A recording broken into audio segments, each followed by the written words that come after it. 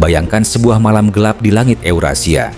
Angin dingin bertiup dari utara, dan radar-radar peringatan dini di Ukraina mulai menangkap jejak elektronik yang asing. Tiba-tiba, dalam hening yang mencekam, muncul kabar yang mengejutkan. Rusia akhirnya menurunkan monster udara mereka, Tu-60 Blackjack, dalam operasi nyata melawan Ukraina. Pertanyaannya, mengapa harus sekarang? Mengapa harus Tu-160? Apakah ini sekadar pesan politik atau sinyal bahwa dunia sedang bergerak ke arah eskalasi yang jauh lebih berbahaya?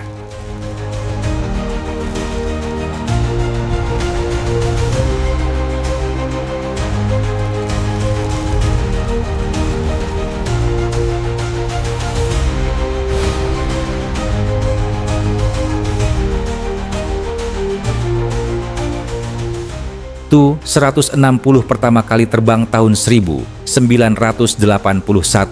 di masa ketika Perang Dingin berada di puncaknya.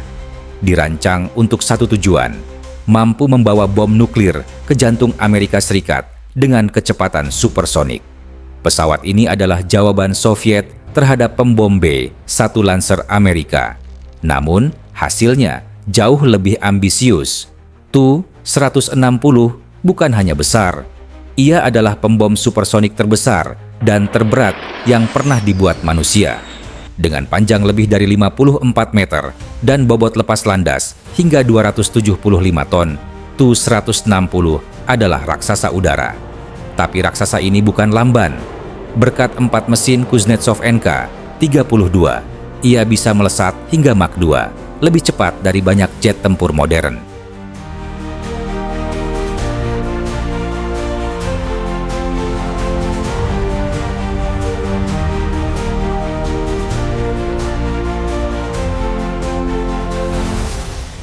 Salah satu teknologi paling ikonik dari Tu-160 adalah sayap variabelnya. Dengan mekanisme sweep yang bisa bergerak dari 20 derajat hingga 65 derajat, pesawat ini dapat berubah bentuk sesuai kebutuhan misi. Saat terbang lambat atau lepas landas, sayap dibuka lebar. Saat harus menembus langit dengan kecepatan supersonik, sayap disapu ke belakang. Ini membuatnya tidak hanya kuat, tapi juga adaptif, mampu meluncur jauh di udara dengan efisiensi bahan bakar tinggi, sekaligus melesat cepat bila perlu kabur dari interseptor musuh.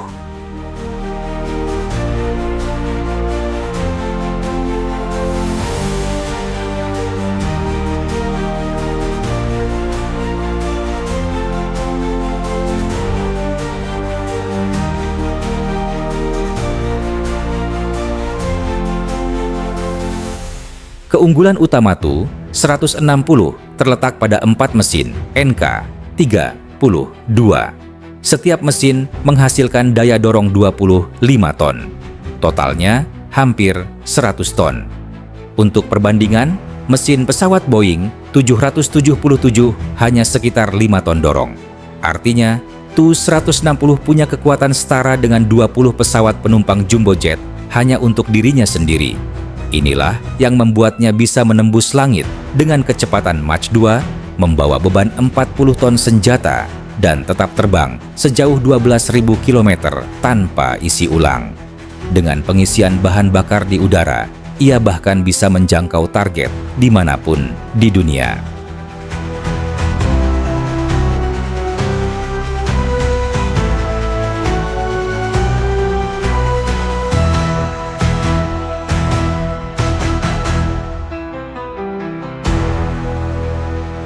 Tu-160 dirancang untuk tidak perlu masuk ke wilayah musuh.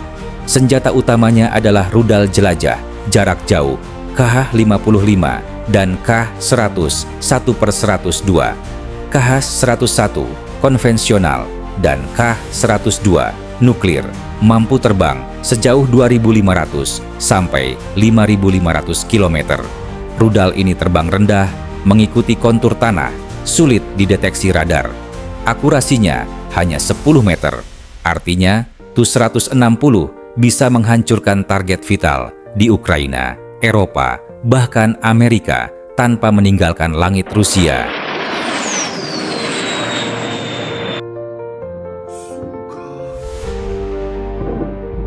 Pada 6 Juni 2025, dunia dikejutkan laporan. Untuk pertama kalinya, Rusia menggunakan Tu-660 dalam operasi nyata melawan Ukraina. 2 unit Tu-160 terbang dalam formasi dan meluncurkan 36 rudal jelajah KH-101 ke berbagai target strategis. Ukraina hanya bisa melihat kilatan radar ketika rudal-rudal itu datang, namun tak bisa menjangkau pesawat peluncurnya. Pertanyaan besar pun muncul, apakah Rusia mulai kehabisan opsi sehingga menurunkan pembom strategis cadangan mereka? Ataukah ini adalah pesan khusus kepada NATO bahwa monster supersonik masih siap tempur?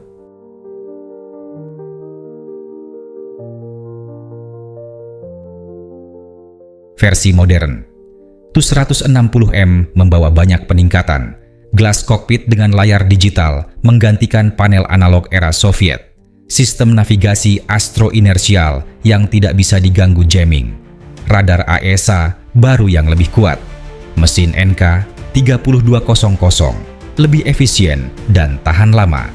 Sistem peperangan elektronik EW yang bisa mengacaukan radar lawan. Dengan semua ini, Tu-160M bukan hanya pembom tua yang dimodernisasi, tapi senjata strategis generasi baru.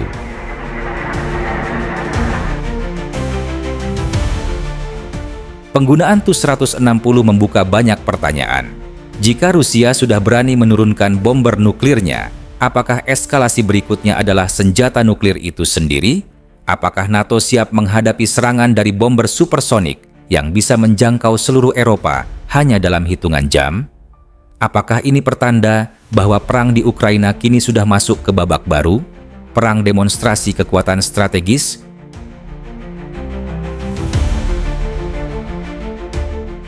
Tu-160 bukan sekadar pesawat. Ia adalah simbol kekuatan nuklir Rusia. Simbol bahwa bahkan dalam era drone dan rudal hipersonik, monster supersonik berusia 4 dekade masih relevan, bahkan menakutkan. Dan kini, setelah benar-benar digunakan di Ukraina, dunia harus bertanya, apakah Rusia hanya ingin menakut-nakuti, atau ini adalah langkah pertama menuju eskalasi nuklir yang nyata? Sejauh mana NATO berani merespons tanpa memicu Perang Dunia III?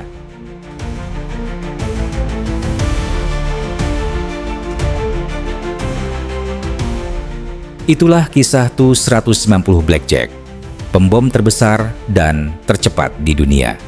Senjata dengan rudal yang bisa menjangkau ribuan kilometer. Monster udara yang baru-baru ini benar-benar ikut serta dalam perang Ukraina. Kini, pertanyaan mengerikan tetap menggantung di udara. Apakah Tu-160 hanya akan berhenti di rudal konvensional? Atau suatu hari nanti, monster putih ini akan benar-benar membawa senjata nuklir ke medan perang?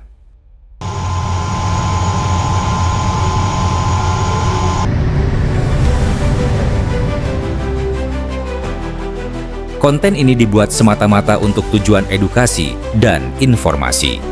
Konten ini dimaksudkan untuk memberikan wawasan berdasarkan data terverifikasi, sumber yang kredibel, dan analisis yang cermat. Tujuan kami adalah untuk menumbuhkan pemahaman yang lebih mendalam tentang teknologi militer modern dan kejadian terkini, bukan untuk mempromosikan atau mendukung segala bentuk konflik, propaganda, atau agenda politik.